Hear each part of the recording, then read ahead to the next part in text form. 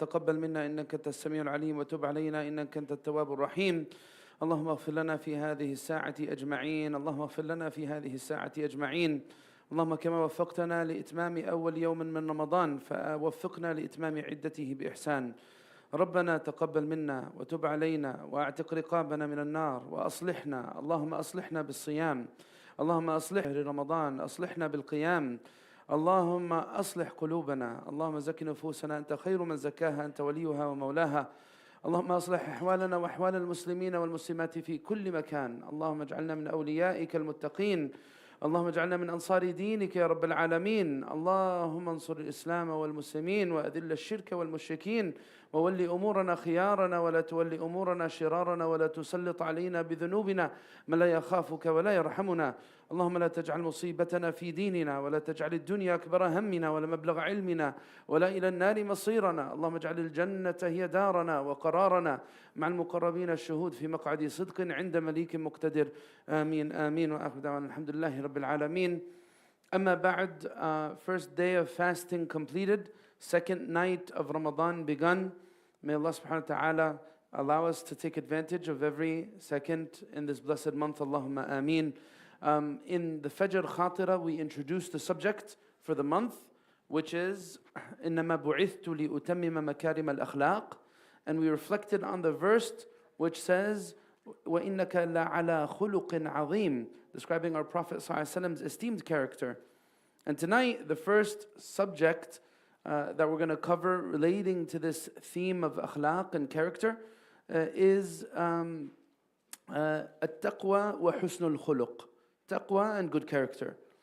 Taqwa is one of the most foundational characteristics in Islamic spirituality altogether. It's mentioned over 200 times.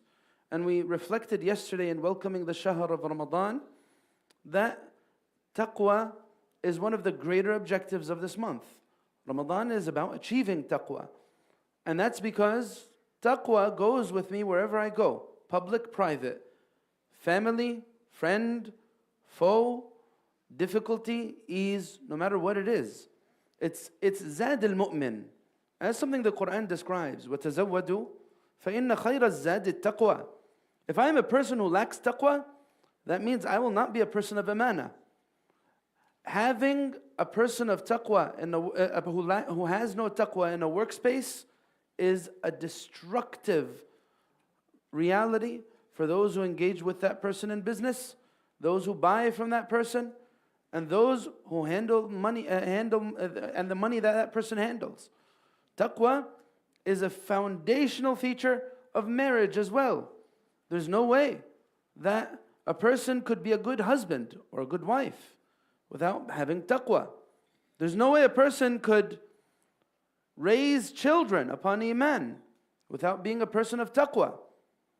And the reason why that is taqwa, even when I'm in a position of power and influence, taqwa is one of those critical things that needs to be in place, or else I'm going to abuse my position. I'm going to abuse my children. I'm going to take advantage of those weaker than me. I'm not going to give the huquq and the rights to those who are deserving of it. It's a very scary thing to not have taqwa in the heart. May Allah Azza wa Jal protect us from that reality. That's why taqwa, it is the backbone of iman, and it is the springboard of ihsan. That's why the Quran, what does it say? إِنَّ اللَّهَ مَعَ الَّذِينَ اتَّقَوْا وَالَّذِينَ هُمْ مُحْسِنُونَ. Allah is with those people of taqwa and those people of ihsan. The Quran describes to us someone in a conflict. It says, وَإِذَا قِيلَ لَهُ اتَّقِ اللَّهَ أَخَذَتْهُ الْعِزَّةُ بِالْإِثْمِ فَحَسْبُهُ جَهَنَّمُ وَلَبِئْسَ الْمِهَادِ. Allah describes to us a person who is in the middle of a conflict with another. And it says, and when he is told, have taqwa in Allah, his pride drags him into sin. Nasallahu salama. فَحَسْبُهُ جَهَنَّمُ وَلَبِئْسَ الْمِهَادِ. His place is going to be Jahannam. That person who doesn't have boundaries. Taqwa gives me boundaries. What does taqwa mean? It is for me, it comes from wiqaya. It is for me to protect myself from sifat al-jalal, from Allah's attributes of His might. Because Allah Azza wa Jal has Jamal and He has Jalal. Allah is Al-Ghafur Rahim, And Allah Azza wa Jalla is Shadidul Iqab. Allah is severe in punishment and He is forgiving and He's merciful. Jamal and Jalal. And there's no way that I could be full in my practice of Iman unless I observe both sides of this. So one of the scholars teaches us how taqwa is linked with muraqabah. You know, from a person of taqwa, when I'm all alone, I am going to review my decisions. Why did I say this? You know, why did I act like that? Why did I treat this person in this manner? There's this quote, سأل رجل أبا هريرة رضي الله تعالى عنه ما التقوى? A person asked Abu Hurairah, what is taqwa? So he says, هل أخذت طريقا ذا شوك? Have you ever gone down a path that's full of thorns? Or you could consider it like a path that has a bunch of sharp, shattered glass, for example, or stones or whatever, things that are going to hurt your feet when you step on them, or flatten your tire when you drive on it. Have you ever gone down that type of path? So then he said, نعم. قال فكيف صنعت? How did you act when you're going down that path? He said, إذا رأيت الشوك عدلت عنه أو جاوزته أو قصرت عنه قال ذاك التقوى. Taqwa is for me to be aware. Someone who's completely heedless is going to do whatever they're going to do. Not think twice about the consequences of their words. Right? The word that comes out of my tongue. Am I holding myself accountable for it? What I'm saying about the deen, what I'm saying about Allah Azza wa Jalla, about another human being, am I holding myself accountable for it? If that is, that's taqwa. Just as if you were to go down that path, if I see something that's going to hurt me, what am I going to do? I'm going to maneuver around it. I'm going to tread carefully. I'm going to tread lightly. Taqwa is one of those beautiful akhlaq. It's a beautiful thing. You know, sometimes people get impressed with someone who is reckless, loud, and obnoxious. أنا مش خايف من حدا. I don't care about anybody. I'm not afraid. I'm loud. Let them deal with it. If they have a problem, that's for them to figure out. المؤمن ليس هكذا. The mu'min's not like this. Mu'min, as the Prophet ﷺ describes to us, as Alifun yu'laf. The believer is a very amicable person. Even the people of Jannah, when the Prophet ﷺ describes them to us, they're people of taqwa. How does the Prophet describe? The Prophet ﷺ says the people of Jannah is the following. كل ضعيف متضعف لو أقسم على الله لأبره. The people of Jannah are mild-mannered. Not da'if in the sense of weakness, but mutada'if in the sense that, I'm not always displaying my power. Because I could get away with a whole lot. I am a business owner and I have employees. Guess what? If I know they need the job, I could take advantage of them if I wanted to. Because what? They're not going to leave very easily. They need the money, right? I am going to take advantage of them to the fullest. A'udhu billah. Someone who does that doesn't have taqwa, right? Someone who takes advantage of people in need. For example, I need money, $10,000.